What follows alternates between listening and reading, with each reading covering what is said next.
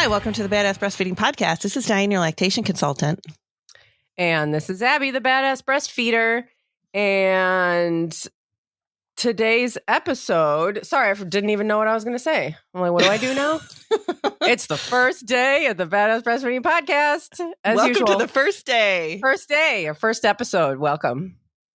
Today's episode is brought to you by Fairhaven Health and their Milky's Nipple Nurture Balm. And it's your organic and lanolin-free answer to sore or cracked nipples. And today's episode is also brought to you by Sarah's Chill, a company that never stops making the lives of breastfeeding parents easier. And we will hear more from our sponsors later, but you can head to badassbreastfeedingpodcast.com and check out our sponsor page. If you ever need anything, check there and see if you can give them any of your business because they make this podcast possible. And scroll down and enter your email address and we'll send episodes straight to your inbox every week. And we are on Patreon and we would really like to have you all there hanging out with us. And we're getting to know each other and we are enjoying our extra episodes and our mini podcasts and our weekly wellness checks where we talk about what's kind of going on in our lives and our Zoom hangouts where we just get on Zoom and hang out and again talk about what's going on in our lives and parenting, obviously, usually. But head to the top link in the show notes under this episode, wherever you're listening from, and you can check out the different tiers and the different options. And we would love to see you there. And we are still hosting our ongoing giveaway for people who leave reviews around the internet. Stars, reviews, whatever. Everyone who sends us a screenshot of your review, we will send you a goodie bag of stickers and empowerment cards. You can send those to badassbreastfeedingpodcast@gmail.com. And please send your address too. And now Dianne has our review of the week. I do. I am currently nursing a 9-month-old. I thought I had become a pro. Then he started biting. Immediately started searching for resources, and the latest episode on this podcast was titled "The Biting Baby." It was a sign. I wish I would have started listening sooner because it is such an amazing show for all things breastfeeding. I recommend it to all mamas that I know are or are thinking about breastfeeding. The hosts are so relatable and make it feel like you are chatting with some friends. I love it. I wish I could give it 1,000,000 stars.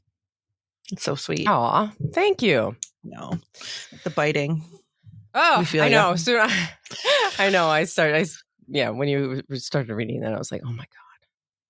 I know. I can't even relate to that because my kids never did that, but I can't even imagine. I can't imagine just like a baby that's just like constantly biting. I know. Poor babies. They don't even know what they're doing. I know. They don't know what they're doing. And then you have to keep putting your nipple in their mouth, even though you don't know if it's about to get chopped off. Ugh. I know. It's so okay, bad. So I just have to say that we had a big yard sale in our neighborhood this weekend. Ooh. And yeah, it's really fun. Like the whole neighborhood gets involved and everyone has like little yard sales and you can walk around. And I don't think you can hear it because I think it's a little bit too far away to hear it through the microphone. But Exley bought a bell. One of those, like when you're at the hotel and you're checking in and no one's at the cash thing, or no like one's the ding bell, like the little ding ding. Yes. Yeah. Or the in Breaking Bad, where the what's his name? You never saw Breaking Bad. I didn't. Anyway, that little bell. And he just is fucking ringing this bell. Oh my God! And I'm like, what? Why? He also decided that he's going to start collecting Pokemon cards, even though he doesn't really even know what that is. But they were like $25 for $1. So he's like, look what I got. Oh my gosh. Okay. Yard sales just bring out the nonsense in people. Oh my God. It's so funny. Yeah. That bell might be one of those things that disappears and you go, I just don't know where it went, I don't know. I don't know what happened to your bell. You must have lost it. Anyway. Keep better track of your things. Yeah. Oh my God. Poor thing.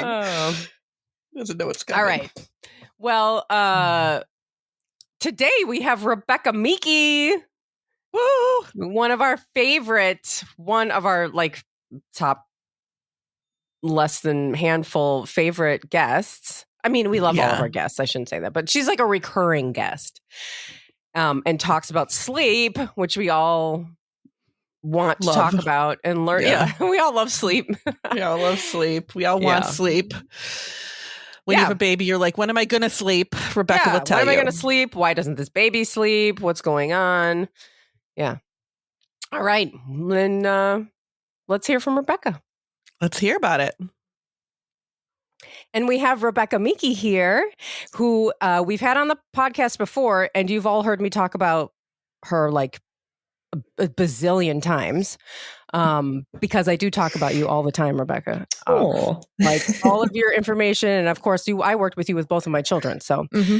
So welcome. Will you tell us a little bit about yourself? Yes. So I am a Seattle-based children's sleep consultant and author. I work with families who have children who are under 6. So there's a real broad range of ages and issues that I work with. I am a gentle, no cry sleep consultant. In fact, I really try to avoid doing any sleep training whatsoever, if at all possible. I'm also like to think that I'm pretty realistic with sleep expectations, what's normal when it comes to sleep. So a little different from some other sleep consultants out there, I'd like to say. We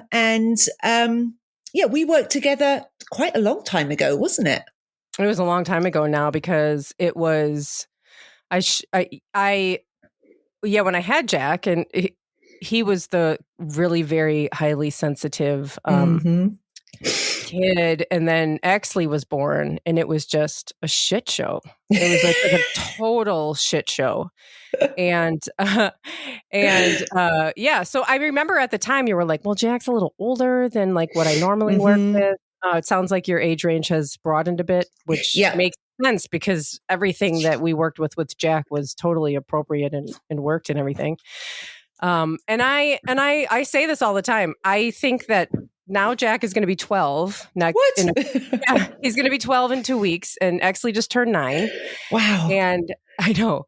And I do think that sleep in this house is like a result of us working together. And just of dealing with that, because I think that it's so easy to have these struggles as a new parent, and I know that I was really reluctant to work with a sleep consultant, because I just felt like they were going to just be like, cry it out, you know, all this stuff, because that's just all you read about. So I was really reluctant to do it, and I think a lot of people just kind of push through it. And it's so stressful, and it's so stressful for the kids too. And I think that just stays. It really stays with you throughout your life, right? The way you think about sleep, the way you feel about nighttime, the way that you know, are able to fall asleep. And I think now it's just like a non-issue of all the issues in the house. Like everything with little boys is a fucking issue. And sleep is not one of them. They're just like, okay, or they're like, I'm tired, I'm going to sleep. Or it's just like the most stressless thing that we have. And it used to be the main stress in our house. Yeah, it was. Yeah, when we worked together, that was kind of the main thing, the main stressor in your house. Yeah, we were in crisis over it. Like, I mean, I really felt like the family was in crisis over it. And I'm saying all of this to just say, like, people who are listening, like, deal with it now. You know, like, it's just the same with any other problem, like a breastfeeding problem or any kind of problem. The earlier you deal with it, the earlier you learn kind of how to deal with it. The easier it is, first of all. Yeah. And the better quality of life you're going to have. Definitely. But we all think, you know, sleep is really natural. And you just, same as breastfeeding. You think that, well, you know, if people have been doing it, this is what we do. And so you just think that surely this should be easier. What am I doing wrong? Why is this a problem? Why are we struggling with this? And you always as well think that I'll just give it a week. We'll just give it a week. Let's just see. It should change then. It should be really different then. But chances are it's not going to be any different. You'll still be stuck.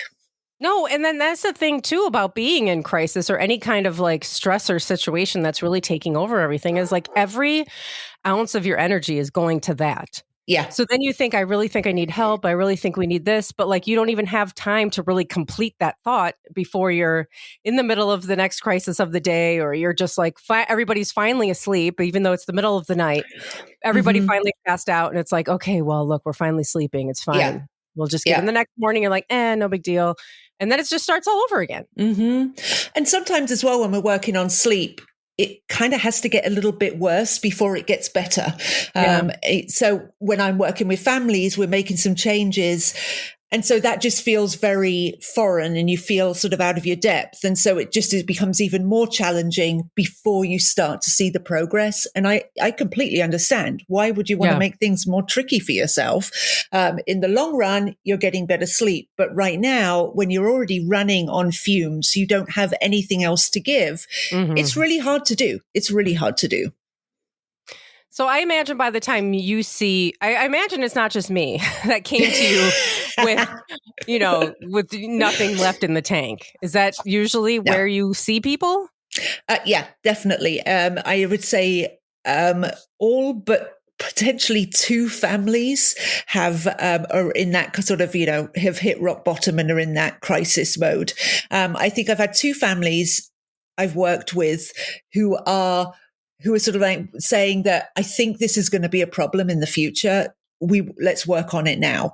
Oh my God, that's amazing. Yeah. And one of them I'm working with right now. And the other one I worked with years ago, but I've been doing this for 15 years, solely with sleep for 15 years. So it's the majority of the people are in crisis mode. How do you, I'm sure you've probably told me this before, but how did you end up in this? Like, how do you, I've never heard of somebody being like, I want to be a sleep consultant when I grow up. Yeah, no, that was, I didn't even know it was a thing. And it wasn't really a thing. Even when I started doing it, it wasn't really a thing. My background is in child development and I worked with families in many, many, many different capacities. And then I had my own children. And I wanted to start my own business and work for myself and set my own hours because I had 2 young children. I had a 14-month age gap between my 2 kids. A husband who worked stupidly long hours and very unpredictable schedule. And so as my kids were beginning to get that little bit older and were just about heading into elementary school, I was thinking, it'd be fun to start a business, but what can I do? And so I was working then just with parents as a parenting consultant. So that was with sleep issues, but it was with some potty training and setting boundaries and all of these kinds of things. And again, that wasn't so much of a thing back then. My eldest is turns 20 next month. So I know this was, 15 odd years ago. And I was working with families and things were going really great. But then I just began to realize that the majority of times I was working with sleep issues. So I'd have a family would bring me in with their 4-year-old who's having multiple tantrums a day and we're really struggling. Well, when we get down to it, we're really looking at what's happening. Well, this child is only getting 6 hours sleep a night. So no wonder they're sleep deprived. Sleep is the issue, which is causing all the other issues in the house. So this was happening more and more that I was realizing that, okay, actually sleep is the thing here. This is what's going on. So I want to just now actually solely work on sleep because that's what I'm doing anyway. So with my background in child development, with looking at sleep. More importantly, I think what worked for me was having these 2 kids with a 14-month age gap and seeing how vastly different their personalities were and how that impacted how they slept from the day they were born. That really got me interested in how individuals and how different temperaments sleep different ways.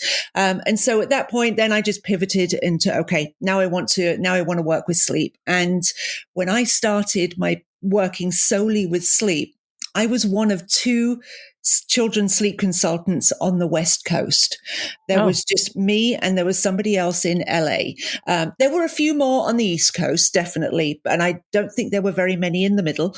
But yeah, there was just 2 of us on the entire West Coast when that kind of 15 years ago. And now we're everywhere. And, I think that that's not necessarily a bad thing. But I think that there's such a mix of different children's sleep consultants out there.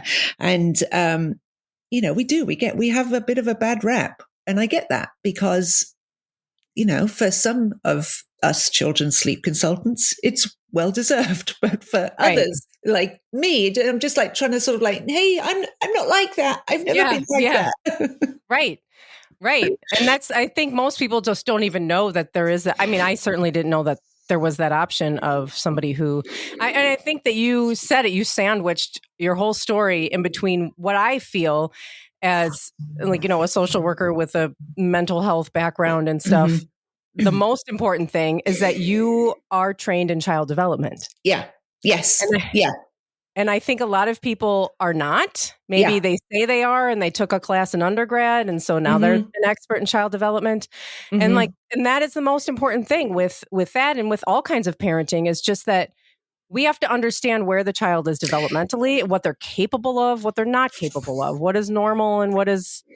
Yeah, exactly. Yes. That is such a key part of being, of working anything with children is you've got to have that more of an understanding to be able to understand the why and what we can actually expect, what's normal, what we can expect. And that even now is tough, even with that background, because there is so much being thrown at us, which is, you'll see, I do love reading, all these studies and everything on sleep, and actually what's normal when it comes to sleep is very different from what we've been told is normal when it comes to sleep.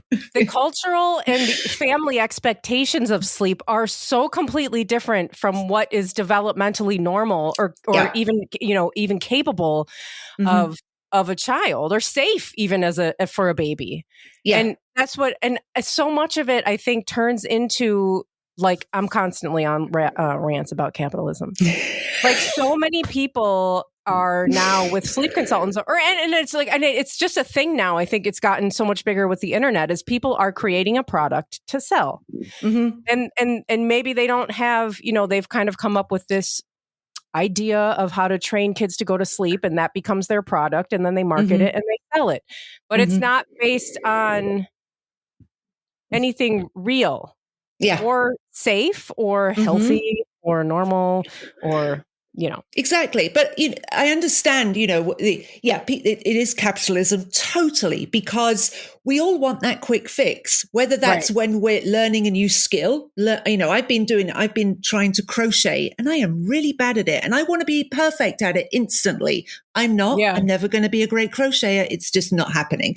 But we all want that instant. We all want it to be, if that's we're trying to, whatever, if you want to lose weight or you want to do anything, we all want the instant. And so when somebody promises that they can get your child sleeping through the night in 3 nights, and then they're saying that this is evidence-based to try and guilt you into doing Cry It Out, then you're going to do it, rather than with me, who's like, hey, this is going to take weeks and weeks and weeks for you to get there. I see, which direction you're going to go, because we all want that quick fix. We're all done with that. We're done with the sleep deprivation. You say you're reaching out when you're at rock bottom, and it can be hard then to choose the not quick fix. But then when you actually look at that quick fix, it doesn't align with what you believe or what you know will work for your child. And I think that's a huge part. Is a lot of these programs will have this is going to work for every single child. And that's just false. It's just that just isn't the case at all. Every child is unique, and you need to adapt everything to the family situation, the age of the child, the personality of the child, exactly how it is that they're falling asleep now. That all needs to be taken into consideration when you are then making those changes with sleep, because a super laid back, easygoing 9-month-old who has their back patted as they fall asleep is going to need a very different plan from a really intense and spirited 6-month-old who is breastfed and rocked to sleep. Very different plan. And it's going to be obviously a lot harder if you're just kind of doing your extinction method, it's going to be a lot harder for that child who is breastfed rock to sleep than it is for that child who just has that little bit of back tapping to get them to sleep. Yeah. So everything needs to be adapted. It really does. And it's a shame that it's not. It really is. That's what I do. I work with families as individuals and we adapt everything. But then I do have online courses as well, but I give everybody that ability to adapt it, looking at what your child's personality is, how you're going to adapt it depending on age, personality, and then what you're comfortable doing. You've got to do this night in, night out. You need to be comfortable, because if it feels horrible, you're not going to do it. You're going to give in. And so there's no point in even getting started if you're not going to be able to see it through. And so I like to make steps small enough that you can manage and are easy and are not really that noticeable to the child. I mean, when we were working together, we never did anything big. There were no real big steps. We did lots of little tweaks and changes. And, we were making these changes that were easy for you to do, was not overwhelming for you to do, but it also meant that for the children, they didn't kind of really know that there was anything changing. It wasn't big enough to be overwhelming for them. It was manageable. The steps were small enough and they were manageable. So that's when it works, when you can do small little steps that are going to be easy for you and easy for your child to adapt to. That's what I say on the podcast a lot, is that when we were working together, that so much of the work was us, the adults, learning about what to expect and about brain, sleep, and the environment. There was very little things that we were like doing to Jack. Yeah. Or actually, it's like it was more about us just learning. I mean, I just feel like once you are learning about, how your brain makes melatonin. I remember you talking about that, and the lights have to be dim, and then the brain makes melatonin, and if it's too bright, it won't. And it doesn't go through the eyes, it goes through the forehead. Yeah. I remember all this, and I'm like, oh my God, what? I didn't know any of that. And like when you start to learn that, then you're making changes. You don't even really realize that you're making changes. You're just like, oh, this is how it has to be. We have to dim the lights. We have to, And so all of those little steps will build up and they'll have a real positive impact. But you don't one of those steps is not going to magically make your child sleeping through the night because you dim the lights. I mean, it's not, I wish it was that simple. Yeah, no. That was not the only thing. That was part of kind of the education process. Yeah, that was one of a million things that we learned about and made those changes. And so I have seen words and phrases and things like this going around so much more than when my kids were like babies. Things like drowsy but awake, that was around, Yeah. Now I see a lot of like wake windows. I'm trying to think of other like kind of phrases and things that you're seeing. The one that I'm really seeing a lot of is evidence-based. There's evidence-based. That seems to be kind of the latest, is that a sleep consultant will use evidence-based techniques to make you feel that, well, evidence-based must be that this is something that I should be doing.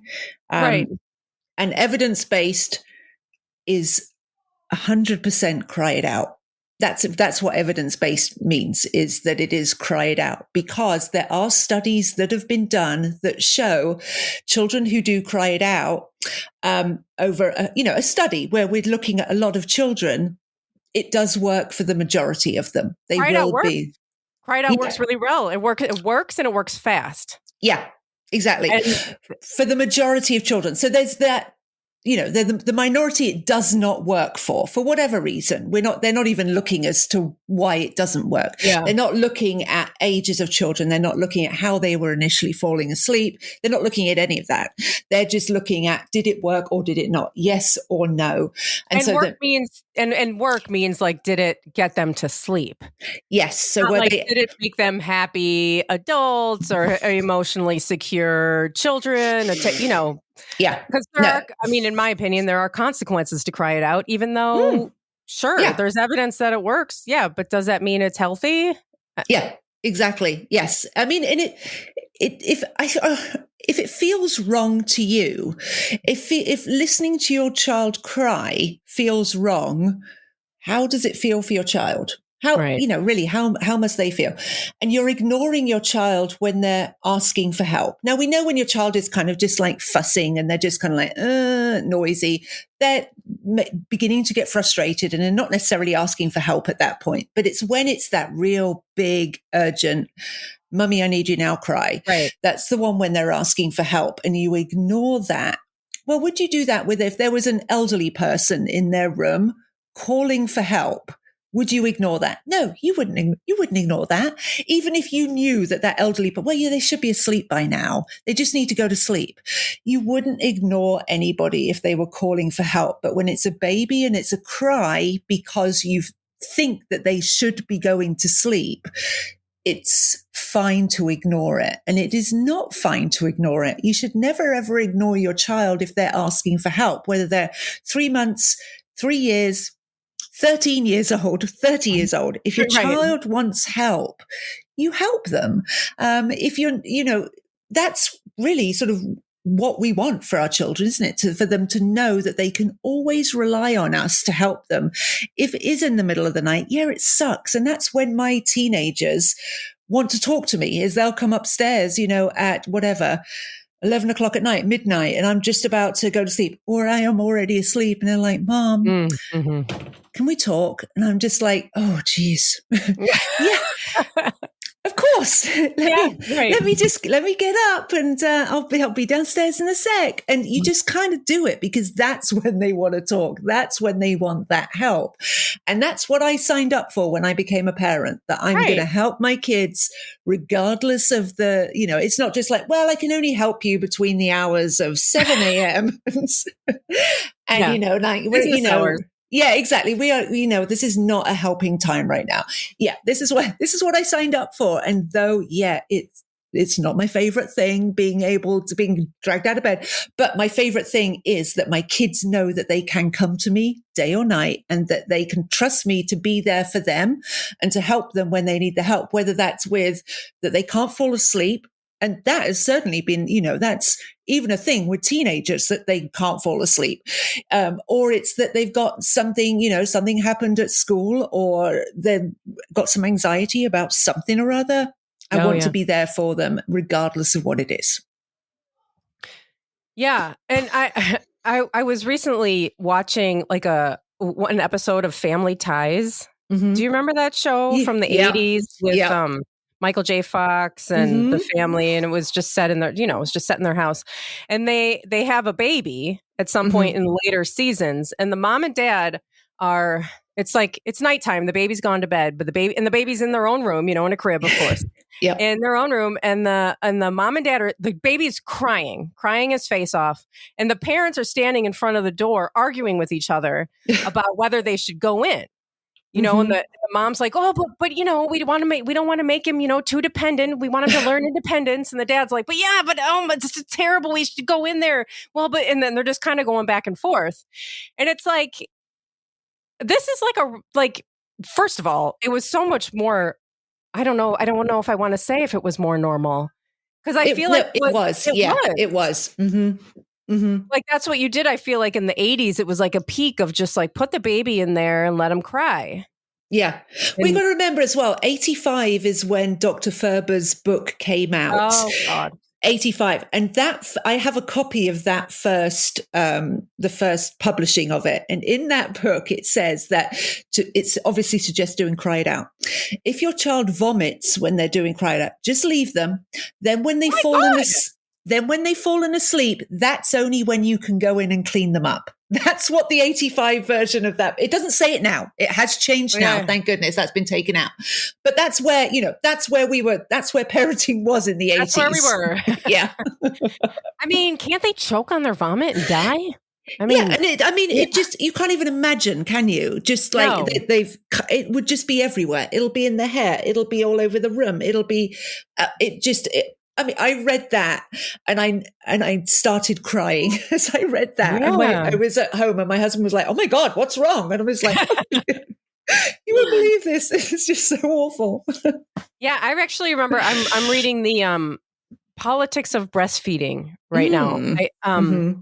And it's I'm not that far in, and I read really slow, but anyway. They're talking about I don't have the book in front of me, but it was some doctor in the 1700s who was saying it, and it wasn't really about sleep. It was just kind of about parenting in general, about how women were not capable of making decisions for their family, and they should not be the ones in charge of the family and the decisions for the baby. That there should be a man, and there should be, of course he wanted it to be the doctor. Yeah. Who was, and these women just were not capable of doing that.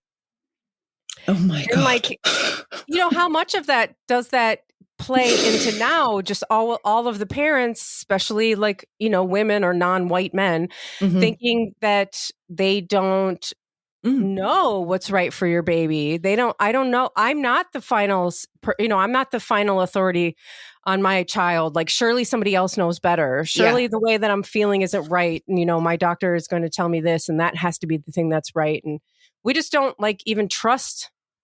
No, we don't. Feelings. No, our instincts. We've been conditioned to kind of, when it comes to parenting, to try to ignore those instincts that you have. Because if you're repeatedly going to the doctor because you feel that something's wrong with your child, and you're being dismissed all the time, and that happens every single day to, I don't even know how many families that happens.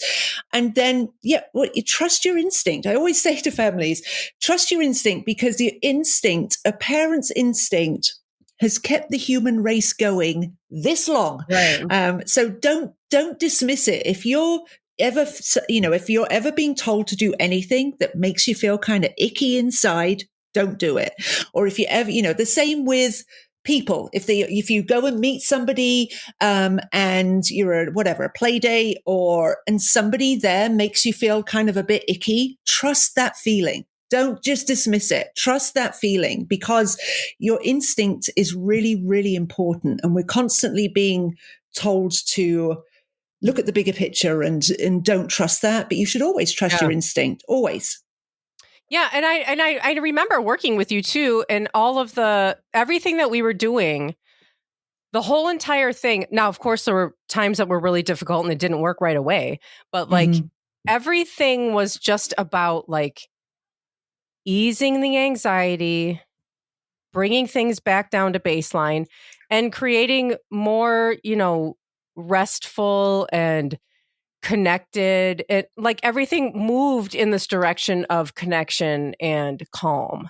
There was nothing that was like, oh, that feels kind of weird. We'll just have to get used to that. You know what I mean? Like, it didn't ever feel like just okay, just put your baby in the room and just let them cry. Like, I don't know who's like, you're going to just be like, oh, okay, well, the expert's telling me to do this, so I guess I'll do it. It feels kind of weird. Like, I never, like that was not. No, that was never ever a thing. It was that's not a thing. And like, that's like, if that feels like, just like what you were saying, if it feels that way, then it can't be right. Yeah. And remember, every single child's completely unique. And so some children will just fuss, and they'll fuss for, even if it's like 20 minutes, but it never gets to a cry, then they're fine. And they, if they're able to then fall asleep and they're able to sleep alongside, not a problem. But it's when it gets to that. And most people kind of will know that, oh yeah, no, they don't need help now. They're doing okay. They don't need help now. But then when when that begins to ramp up, and that's when you kind of think it's that cry that makes you jump out of bed before you're even awake. That's the one that you don't ever want to ignore. Whether that's after 2 seconds or 20 minutes or whenever. Don't ever ignore that, because that is your child asking for help, and that's when you need to go and help them. Yeah. And we all know that fussiness, right? Because that's the fussiness, the scream cry is what makes you jump up. That fussiness is what makes you hold still. Yeah, exactly. Like, hold still, don't move. Yeah, I remember holding onto the sheets in bed, just like, okay, what's going to happen with this? Is it going to ramp up, or is it going to, go down? And just like, okay, just hold off, and just wait. And then, which way it's going. If it stops, great. Yeah. If it doesn't, it goes the other way, then that's when you want to jump out of bed. Yeah. Okay, so the trends that we were talking about, so you say like evidence-based is like a kind of a red flag for you. I hear wake windows a lot. Is that a thing that do you work with wake windows? I do work with wake windows, yeah. And I think that the wake windows are better than having a routine. Routine is something that doesn't work for a lot of people. And as a lot of times people are just like, oh no, I don't want to be on a routine. Routine is too restrictive. And I get that. And a routine doesn't work for the majority of people because a routine only works when everything is predictable. And as humans, we're not. So that means that your child wakes up at the exact same time every morning, and then they nap for the exact same duration every single nap. And that's when a routine works. An awake window is, I like to have an awake window, but it's a maximum awake window. So a maximum awake window would be for a 4-month-old. A maximum awake window would be an hour and a half. That means you don't really want them to be awake for longer than an hour and a half. Now they can be awake for an hour. They can be awake for, much shorter if they need to be going down to sleep, but you're going to be maximuming out at that hour and a half. Again, depending on the temperament of the child will depend how much wiggle room you have with overtiredness. More laid back, easygoing children can handle that a little bit more than those more intense, spirited or shy children get overtired too quickly. So that's where really for those more intense spirited children, that maximum awake window is very helpful because you're not getting to that overtired stage, because those intense children are not great at showing you tired signs. And so it's not that you can just kind of look for those, I can see, you're beginning to yawn. And so let's get started with our nap time routine, get you down for that nap. A lot of children, that is the case, laid back, easygoing children. More intense children, they don't necessarily do that. And so if you wait until you see a yawn, that's for an intense child, that's way beyond the awake window, way beyond that perfect awake window, and is generally when they've got overtired. And when they've got overtired, that's when it's hard to get them down to sleep, and it's hard for them to remain asleep because they're so overtired. Yeah, I do remember that with both of my kids. And I think that was maybe more with Jack, but I that was one of the big things learning, is that because Jack would be so he'd be so wild and frantic and kind of running around, and we'd be like, okay, he needs to burn energy. Let's play. Let's get all this energy out. Only to learn that was the absolute worst thing. that he was overtired, and that kids, when they're overtired, get like delirious and really overactive. And it was like, wait a minute. Oh, yeah. I think sometimes we don't. I mean, I didn't know that.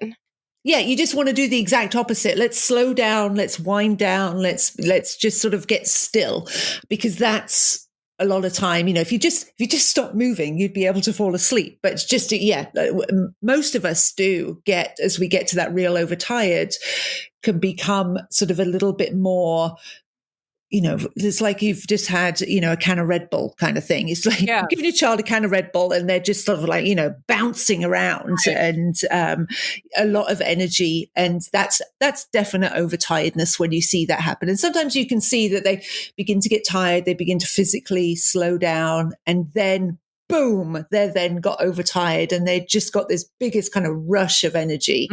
And you do is burn a little bit of that off, and then try to then be kind of like physically slowing down. And that can be hard for some children when they're at that point, to physically slow down. If you're then trying to like, let's just do some coloring, or let's do a puzzle, that's not going to happen. And so you need to find what is going to work. And I know this goes against everything that you'll hear a sleep consultant say, but sometimes that's watching a screen.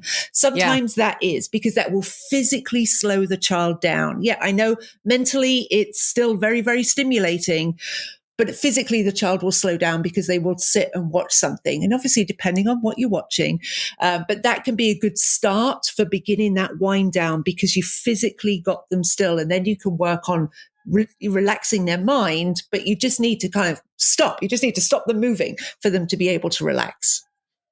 Yeah, I that is such a big thing. I mean, we still to this day, you called them siestas at the time, but we had wind it down time, and we still have wind it down time before we go to sleep. We have wind it down time. Both the kid, and like Jack is usually with my husband, and Exley's with me, and Exley and I will watch he has this little YouTuber that he likes who like tells jokes and stuff. And we watch that for 10 minutes. And then I'm like, okay, well, let's do like a leg massage or something. Because the screen thing is not like the final thing. It's not like, here's the screen. Now lay your head down and close your eyes. Like, it's just like you said, it's such a good way to get them to hold still long enough for their body to realize and their brain to realize that they're actually tired. Like, you can actually feel that. Do you feel that? That's tired. Like, you're actually tired.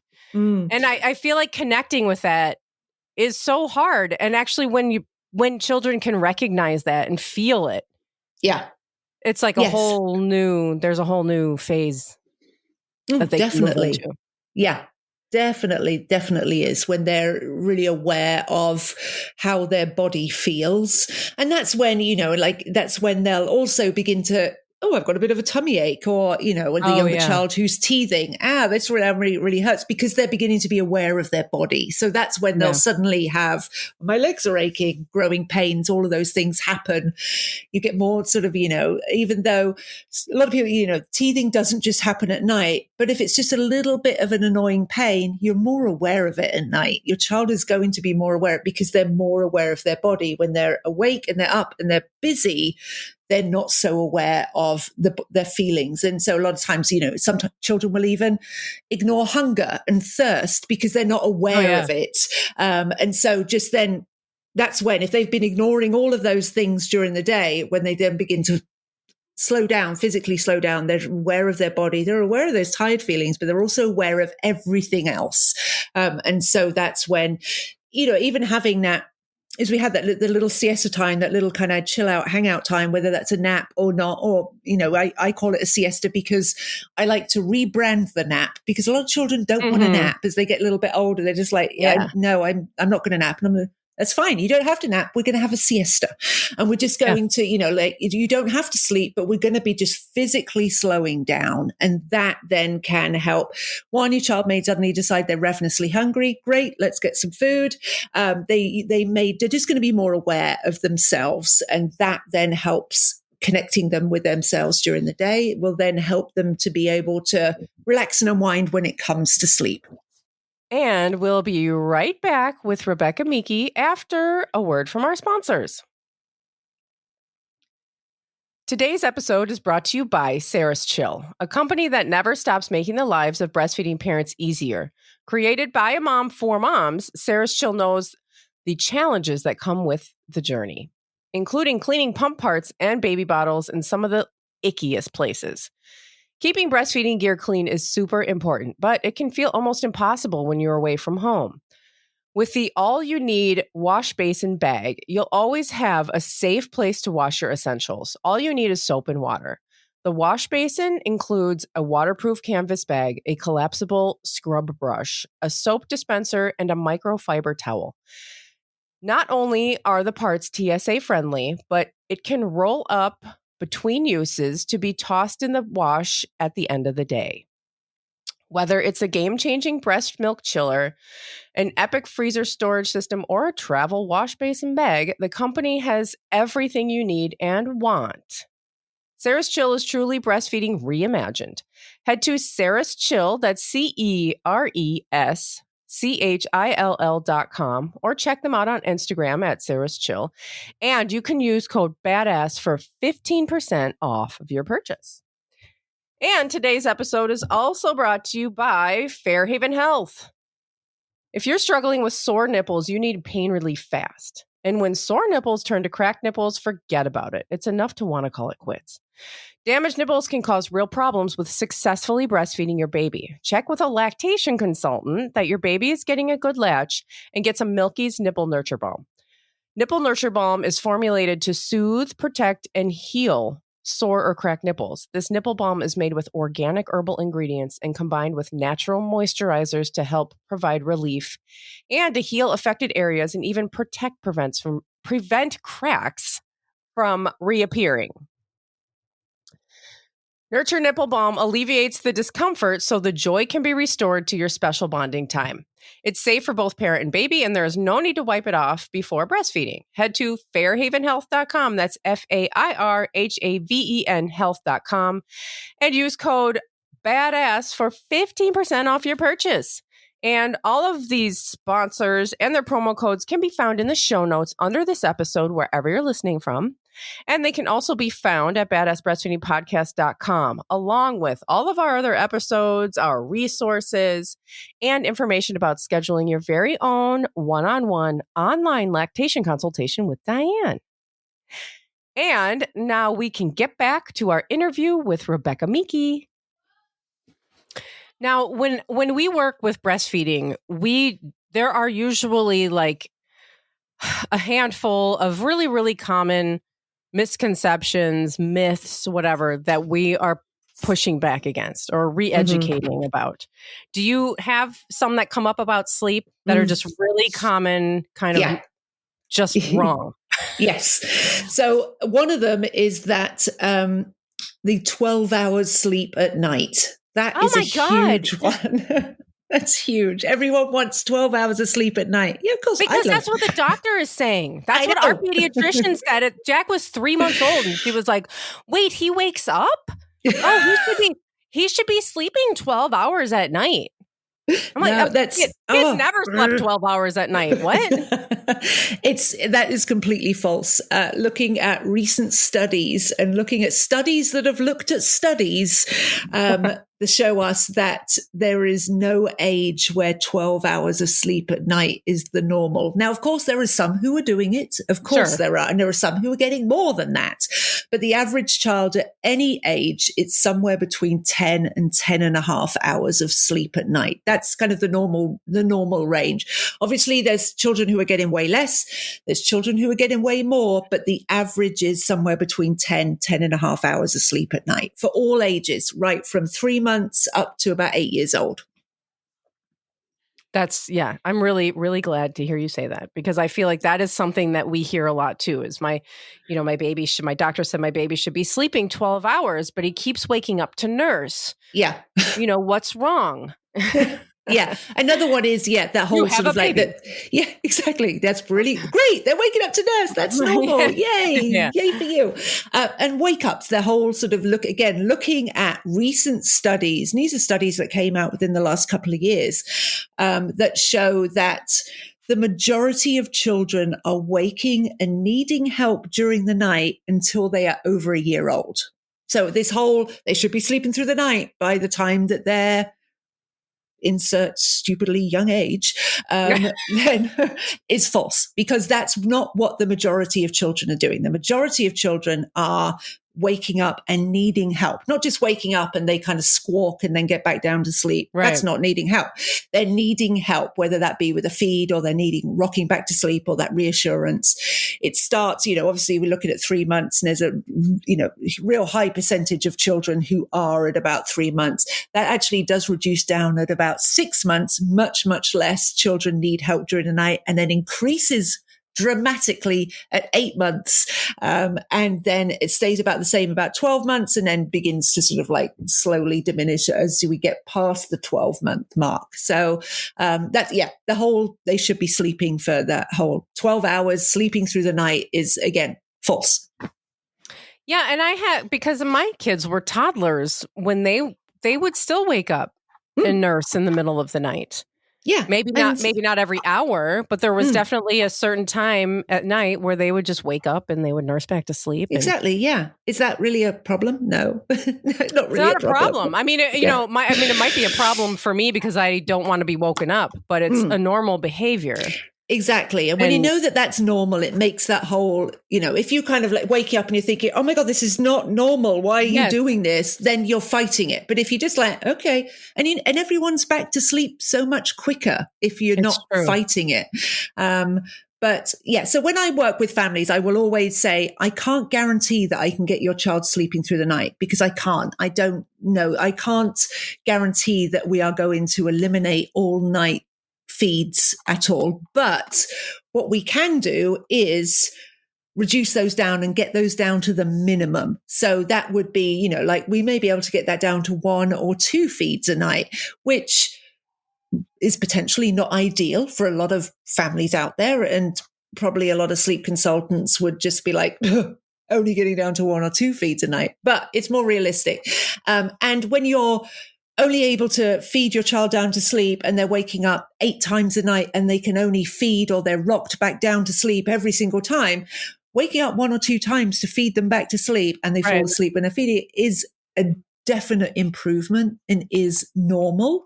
And is often, you know, the people that I work with, they're like, that's what I want. I don't necessarily, you know, if I can get my child sleeping through the night, amazing, but that's not necessarily my goal. My goal is for us to have a just not quite so challenging of a night.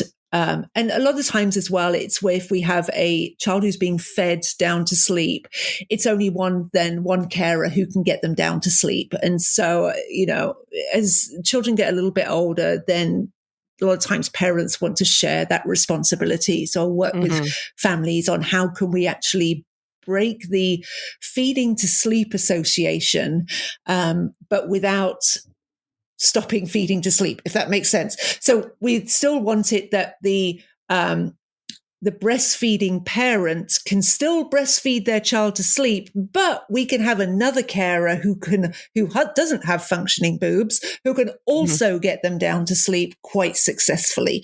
And so that's what a lot of people's goals are, is to just have that. How do you do that? How is that trade secret? I can tell. You need to buy my $8 million package and I will share those secrets with you. Not $8 million, and if you don't want to tell us the details, totally understand. No, I can totally tell you the details. So the way that I do this is, I will have the breastfeeding parent will, and it's again, sleep consultants will probably sort of like shudder as I say this, that we're not that I think that breastfeeding is a habit. I don't think it's a habit. It's it's a function of getting food into a baby. But we're changing one habit for another habit. So what we're going to do is we're going to add rocking at the end of the breastfeed. So let's just say, for example, you breastfeed for about, 12 minutes and your child falls asleep, and then they kind of hang out latched on for a little while, and then they unlatch, and then you're able to lay them down, or you're able to sort of commando roll off the bed, whatever that be like. So what we'll start doing is we'll start having the breastfeeding parents sit up. I'll start then having them rock at the end of that feed, so that we can then, the rocking is being involved with that whole falling asleep process. So you're doing it right at the end, and then you just get earlier and earlier and earlier and earlier into the whole falling asleep process of having the rocking. Now, if you do have a parent who does want to stop breastfeeding to sleep, we can then start unlatching a little bit earlier. And we're not doing sort of like, they've been feeding for 2 minutes, let's unlatch. We're then sort of, once they've fallen asleep and they're doing that hanging out where they're not actively feeding, but they're still hanging out before they naturally unlatch, we'll try unlatching them a minute, 30 seconds before you think they wouldn't unlatch anyway.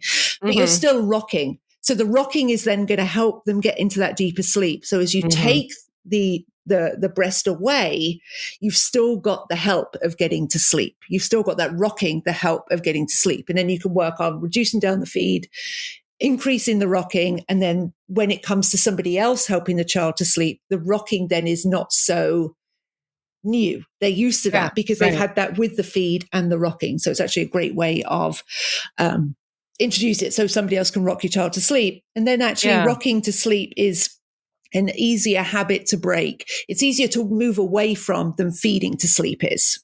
Right. So, because you can, with rocking to sleep, you can just slow that up. You don't need to rock quite as far. If you're doing really big movements, you can just slower, smaller movements and stop that little bit sooner, or you're just not so fast. So you can just have that timeline for moving away from rocking to sleep. So this is not a 3-night fix, Cry It Out is a 3-night fix. This is not, we're talking weeks here, but I think it's a really gentle, respectful, loving way of moving away from breastfeeding to sleep and introducing another carer, or, even then sort of moving away from any help to sleep if you want to. That's how I like to get started with it, because it's respectful, gentle, and it works. That's the thing. It works. And there's no excessive crying and no one's upset. Exactly. If you're trading one thing for another. I mean, this is the exact same theory that you would do that I talk to people about weaning.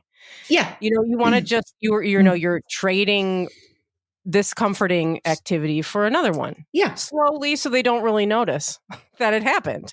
Exactly. That's the exact same thing. The exact same principle there is that the steps are so tiny that the child doesn't even realize that that's what's happening. And then, if they do just kind of like wake up and they start rooting them around, just latch them on again. It's fine. It's not the end of the world. It's just, it's all okay.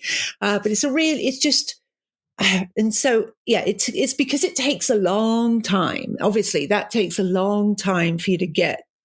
I think initially the getting started part is very sort of, parents are very apprehensive and it's like, oh, is this going to work?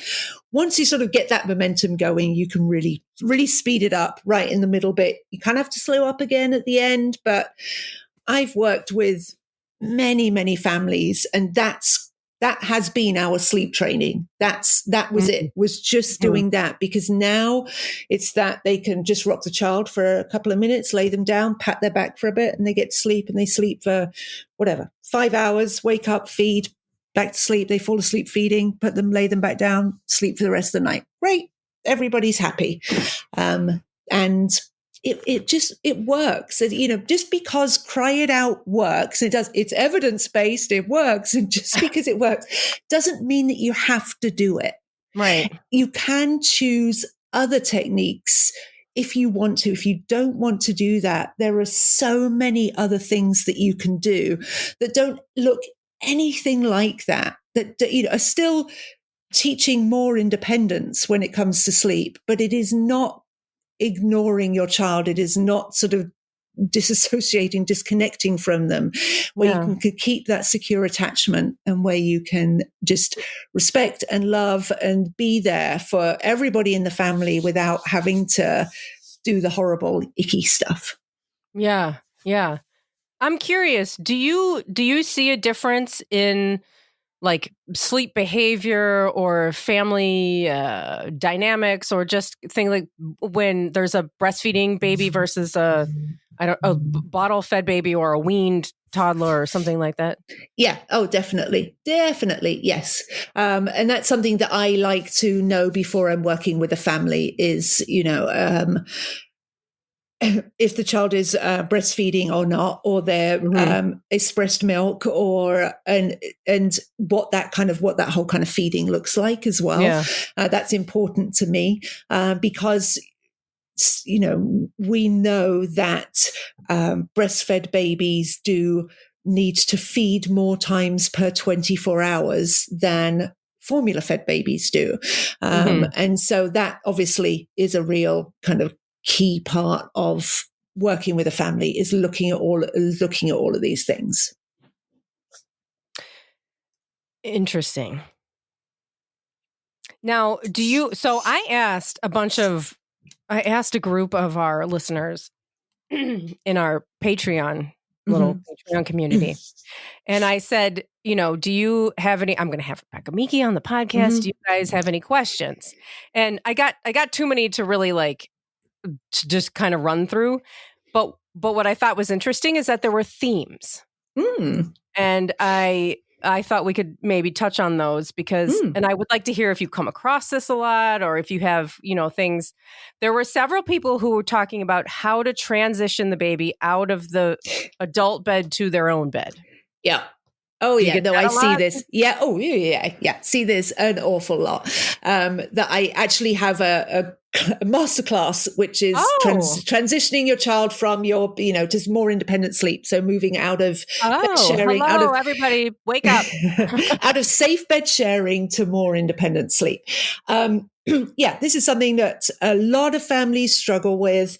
And one thing I think really, really important to get started with is it's never an all or nothing. So if you help your child down to sleep, breastfeed them to sleep, and then you lay them down in a crib next to your bed or wherever, separate room, wherever, but not in your bed. And then you decide, when are they then going to come into your bed? Is it going to be first wake up? Is it going to be after an hour? Is it going to be after 4 hours? You decide. But I would never, ever do the entire night, because nobody's going to be getting much sleep, because it is somewhere completely new. So you decide. So your child needs to get used to sleeping in that space before they go into comfortably sleep in that space. So just get your child to sleep, make sure they're in the super deepest sleep, and then lay them down in wherever it is you want them to sleep. Make sure that they're comfortable with that space, because chances are, if you have a crib, it's been the most expensive laundry basket that you have ever owned. And it's just all it has done is had laundry in it. And your child has probably never been in there. And if then you're trying to get them, you lay them down and they're asleep and they wake up and they look and they'll be like, where the heck am I? This is terrifying. And they are going to freak out. And then they've already got a negative association with that space. Well, you do that again, they're going to be like, oh my God, I'm in here again, and freak out.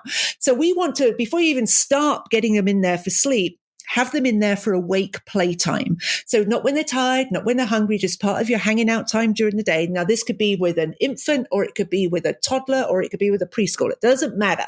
They need to be comfortable with their sleep space, and that comes through play. So start small with just 30 seconds, a minute. But get them out when they're having the time of their life, because that makes going in next time much easier. If you wait until they're freaking out and done, again, negative association. So you want to have positive association with where you want them to be. Ton of toys in there. Very obviously not sleep time. Get them out there in a great time. Do that 2 or 3 times a day. Then when you do get them down to sleep and you then lay them down there, when they then wake up, they're not going to be thinking, where the hell am I? They're going to be thinking, oh, I'm here and it's pretty cool. So they're not going to necessarily, they're going to still need help, but it's going to be easier then for them. They're not just like freaking out, get me the heck out of here. You can then begin to increase the time that they're there as they become more comfortable and they become more used to sleeping there. So start small, tons of playtime, and if you can, have your child in your room, or to begin with, you are going to remain in the room that they are sleeping in. Because remember, if you've been bed sharing, you've been there the instant that they've woken up. If now they're in a different room and you've got to then come in, you're not there. So I'd start the first few nights of you remaining in their room or just in the room right next to them, so that you can instantly be there again. So that, again, that just helps them with that transition, that they're not feeling then that they're alone. Awesome. Thank you. And I know we've been talking forever, but I have a couple more things. Yeah, no, great. Another theme that I saw that came up a little bit, a few more than once, was what these people were calling false starts. So, you know, baby was kind of fighting sleep, or they'd fall asleep, then wake up. And this was what was going on with Exley. Do you remember that? Yeah. Where he was going to sleep, and then like an hour, half an hour later, he was just waking up. And then he was like, he would just be moving around and just kind of waking, falling, and not sleeping for any significant period of time. Yeah. Do you see that a lot? Yeah, there's many different reasons which can make this kind of tricky to try and figure out what is going on here. So it could be that with a younger infant, that they've just treated that beginning of what you've decided is their bedtime as a nap. So because, an infant, their bedtime is generally really, really late. We're talking kind of midnight kind of time. And if you decide that once they get to 10 weeks and you decide, okay, I'm done with midnight, going down to bed, 7 o'clock is our time, and you try and get them down at 7 o'clock. They're just going to treat that as a nap. Daytime sleep and nighttime sleep are managed by different areas of the brain. And until that kind of nighttime kicks in, everything is a nap, especially as we're getting past that 12-week stage. Before that, everything, nap is a nap, sleep is a sleep, and everything is a nap. But as we're then getting past that 12-week stage, we have nighttime sleep, daytime sleep separate. So if you are having that, your child, you can still get them down to sleep at 7, great, but they only they sleep for about 45 minutes and then they're awake for quite a while. That may be that they're just treating it as a nap and their natural bedtime is later. So you could then just, okay, if they're ready then at 9 to go down to sleep, that's when they start getting decent, a long stretch. That may be their more natural bedtime. And so you want to treat anything before that as a nap. But then you can also have these false starts can be due to overtiredness. So if your child is not napped great during the day, then they're going to have more of these false starts at the beginning of the night. But it could also be that you laid your child down in too much of a deep sleep. And this is where it gets really tricky because drowsy but awake doesn't really work for the majority of children out there. So but if your child can't do it from awake, they're going to need help, but maybe not in such a deep sleep before you're then laying them down. So a bit of a lighter sleep can help there so that you're then able to sort of lay them down. And this will naturally happen. Whenever you're moving a child, they'll begin to wake up a little bit. But then if you can help them back down to sleep, whether it's on your bed or in their bed, as you lay them down or you unlatch or you move them away, whatever that is, they'll begin to wake up. But if you can be hands-on, jiggling, shushing, helping them back down into a deeper sleep, one, you're making sure that they're going down into a deeper sleep. They're not just waking up. But then they did more of this falling into that deeper sleep on the bed rather than in your arms or latched on, which can then be another reason why they get the wake ups because they were kind of too asleep once they were laid down. So if they can do a little bit more of that on the bed, then that can be easier for them to get through multiple sleep cycles at the beginning of the night. Oh. Now, do you have any because we talk so much about bed sharing on this podcast. Mm-hmm. Do you have any I'm sure you work with bed sharing families. Yeah. And is there any tricks or tips or anything for people kind of getting more sleep when they're bed sharing that you see that maybe mistakes that people are making or things differently that need to be done when the baby's in your bed? You just obviously want to make sure that the space is safe. That's really important, is that the space is safe. Even if you have no intention of bed sharing, still make sure that it's safe, because if you're bringing your child into your bed to feed them during the night, I guarantee you're going to fall asleep at some point. It may not happen every night, but at some point you will. And so you want to make sure that the space is safe, even if you have no intention of bed sharing. But there is no one thing that works for everybody, because we all have our own preferences when it comes to sleep. I like to sleep on my back when I sleep, whereas my husband likes to sleep on his front. And so there's not one thing that is going to work for everybody, because we're all so unique when it does come to sleep. So it's really what works for you and is safe. Just go for it. It doesn't matter if it's, just very different from what your friends are doing. If it's safe and it works, there's nothing to change. Yeah, that's the ultimate thing, really, at the end of it all, with the cry it out or with the bed sharing or anything that generally people are kind of what the mainstream information is, and people kind of getting looked at weird at family reunions because maybe they're still breastfeeding or they're bed sharing or they're they're not doing cry it out and all their friends say they should. Who cares? It doesn't matter. In the end, it really doesn't matter. Yeah. Oh my God, there's so many other things for us to worry about in this world. I know. Hi, whose city is flooding right now? Are we all raising our hands? There was okay, so Exley is just turned 9. Mm-hmm. And Exley is still in our bed. Mm-hmm. Now he was messing around with kind of going into his own bed when the pandemic happened. Yeah. And even Jack came back to the bed for a while, because it was just such a scary time. Yeah. And we were all so uncertain, and that was just kind of where everybody really felt really safe. And I think we made sleeping too good, and our bed was too nice. Everybody just wants to be in there all the time.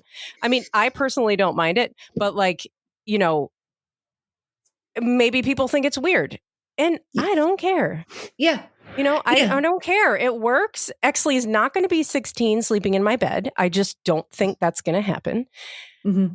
And it doesn't matter. I will oftentimes tell parents that it's okay to lie to somebody who's going to judge you. Oh, yeah, totally. so, they'll ask, you got Mrs. sort of like, judgy from over the street who's asking if your baby's sleeping through the night. Just say, yeah.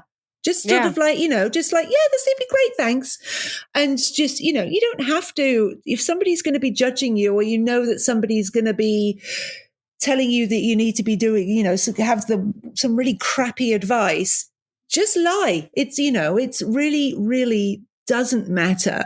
Now, when it gets tricky when it comes to healthcare providers, because your healthcare provider will potentially be asking if, one, they're sleeping through the night, as you got that with Jack when he was like stupidly young. Is he sleeping through the night? Are they sleeping through the night?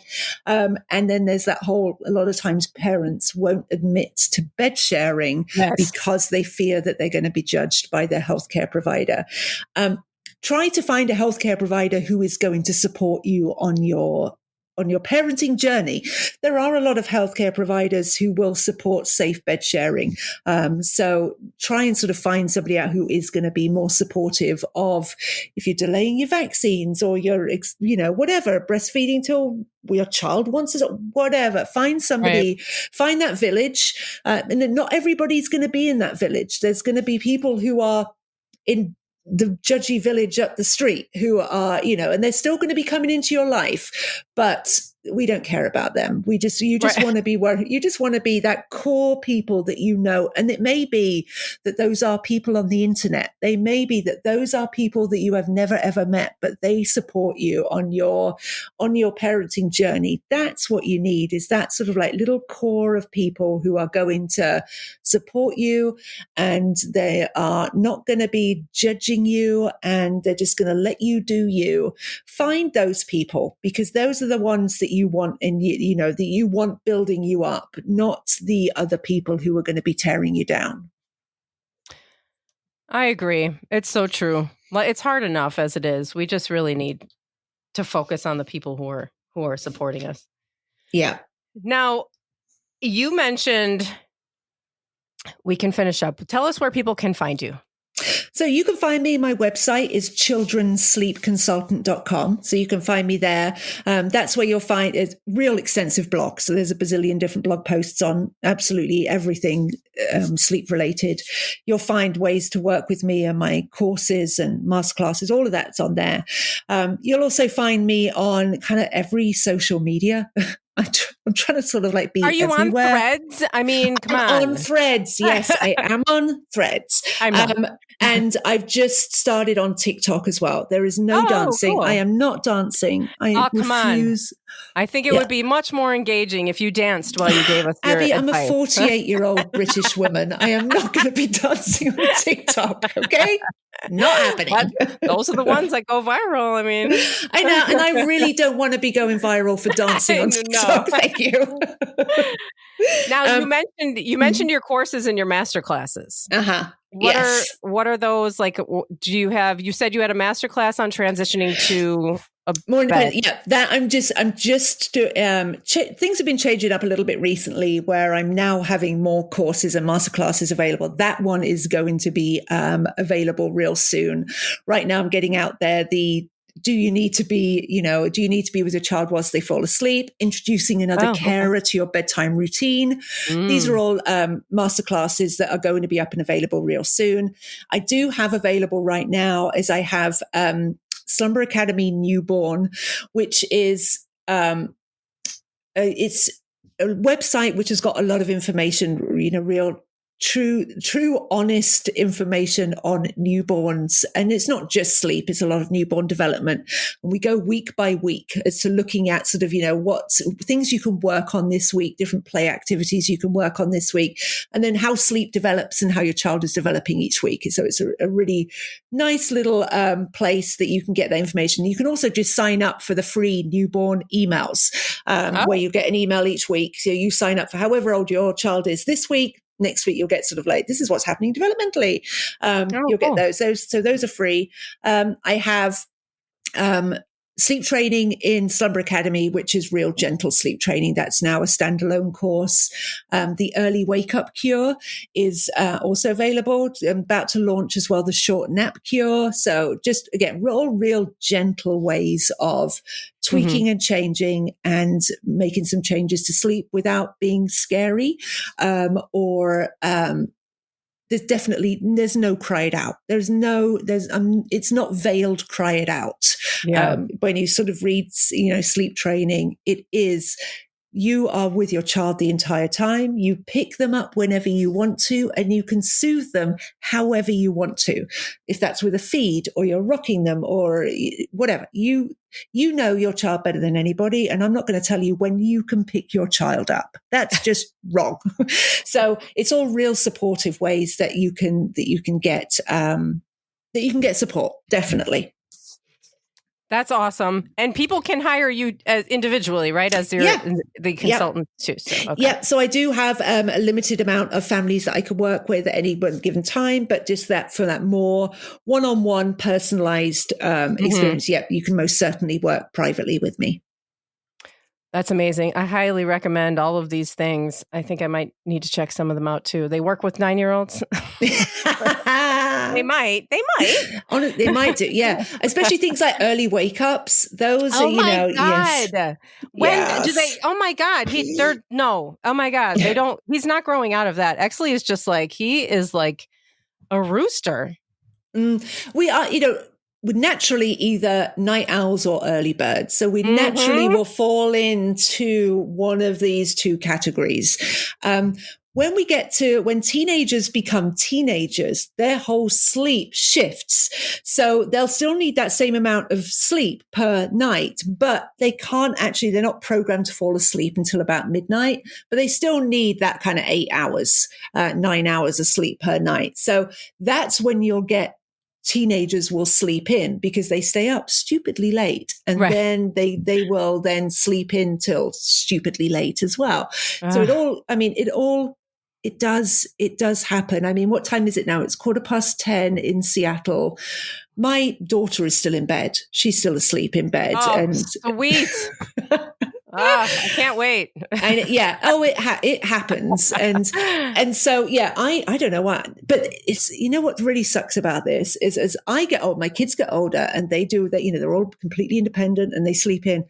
I can't sleep in anymore. I'm up at 6 o'clock, regardless of the day. I could sleep until 10 if I wanted to, but no, my body doesn't let me do that anymore. Things begin to hurt and I need to pee and I'm just wide awake and it's just like, damn it.